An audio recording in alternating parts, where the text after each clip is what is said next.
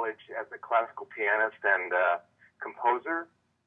And in 1984, I saw a small theater show, sort of a cabaret type evening of songs, and I remember thinking, I could do this, and I kind of sequestered myself away and wrote an 18-song review, kind of a silly review called The Texas Chainsaw Manicurist. And it was kind of silly, and I produced it myself in a little restaurant in the corner, and it just kind of took off and ended up playing the different venues in town and ended up at the Seattle Repertory Theater for a pretty extended run. And then it was optioned for Off-Broadway, and I ended up moving to New York with it. Oh, wow. We changed the title, and there were some really great people involved in that production. And so that kind of catapulted me into theater. That was my very first show. And after that, I just really, I felt like I just really was converted to theater, so I became this theater composer. But Does Barbecue has been the most visible over all the years and has had the longest life, I think. It's such a great piece. We're having such a fun time working on it. Oh, great. Yeah, no, we love it.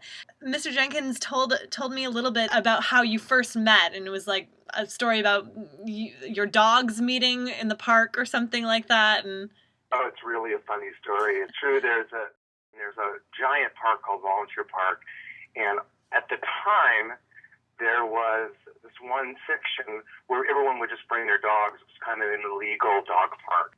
One day I was there and just talking to this man, and we were talking about a lot of different things, and I mentioned that I'd written theater or composer or something, and he said, "Oh, I'm Spade Jenkins. I'm the general director of Seattle Opera." And I was never really an opera person. I didn't even know what a general director did. I kind of assumed that he was like a stage manager or something at the time. I was like, "Oh, well, Sure. nice to meet you." And then the more we talked, the more I realized that he, who he was, Right. really.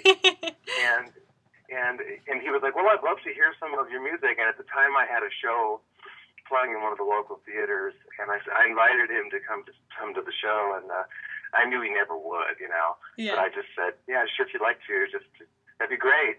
And I got kind of flustered near the end of the conversation, and I said, "Well, thank you very much," and I started calling him by his dog's name, which was Murray at the time.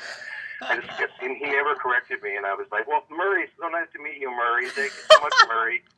And I walked away, and the next day I got a phone call from him saying, "This is Spade Jenkins," and I was like, "I called him Murray. Who's Murray? Who is Murray? How did I get Murray?" And then the next time I saw Spade, Murray runs up and he goes, "Murray off," and I'm like, "Oh, that's." Then I put it together, and it just became this funny thing.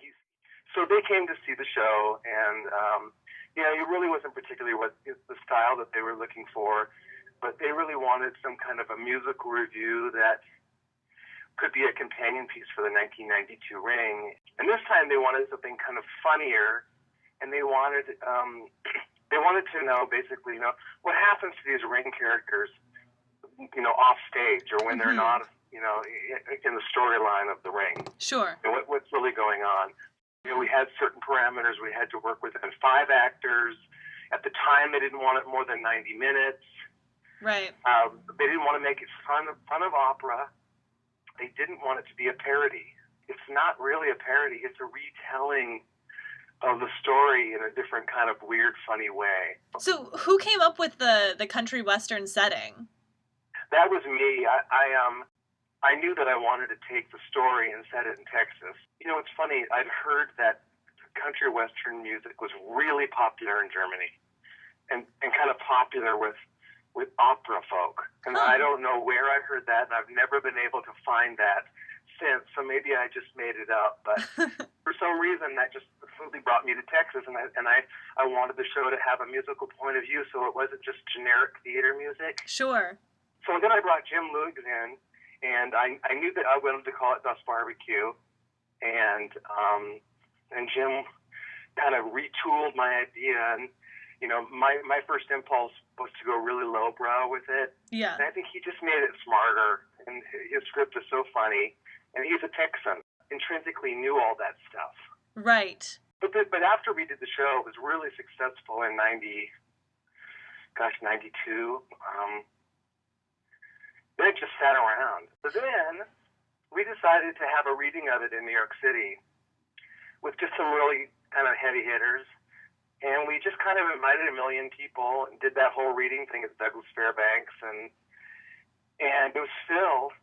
And after that, we got a production at Goodspeed Opera House. Okay.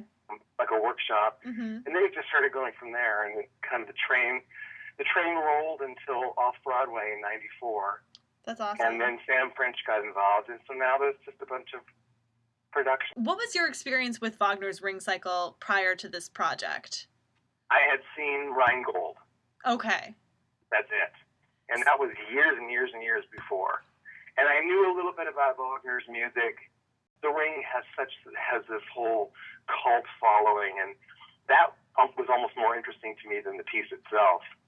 After we were commissioned, I think I've sat at the Ring like 3 or 4 different times.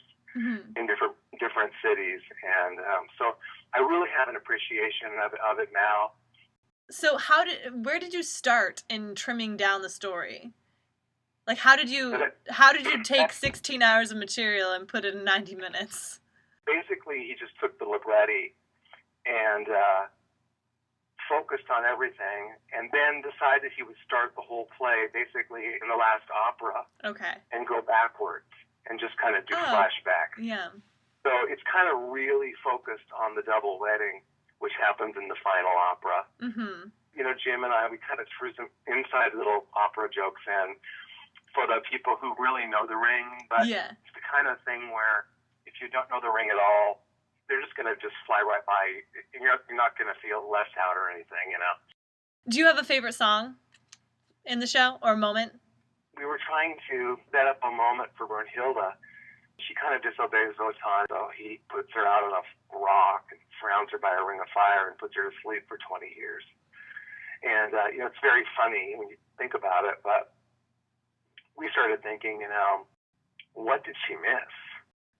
What of her life did she miss because of this? Mm-hmm. And so now all of a sudden she's awake and she's met someone and she's in love with him. And for me, the song County Fair, when Jim came up with the lyrics, and we both just kind of played it and sang through it a couple of times and looked at each other, and it just added this whole new dimension to that storyline. And it's kind of heartbreaking to me that she dreams of Ferris wheels and county fairs and all the things that a regular girl would have, but she never did. I've always thought that was kind of the core of her character. Well, thank you so much for taking the time to talk to us today. My pleasure. When do you open? We open January 18th, next Friday. Ooh, I'll say a prayer for you. Oh, thank you. Please give my best to the cast and to the director and to the whole crew. I'm really excited for you, and I hope it's a success for you. Absolutely. I definitely will pass that along. Thank you so much, Scott. Okay, bye, Melanie. Bye-bye. Mr. Maestro, if you please.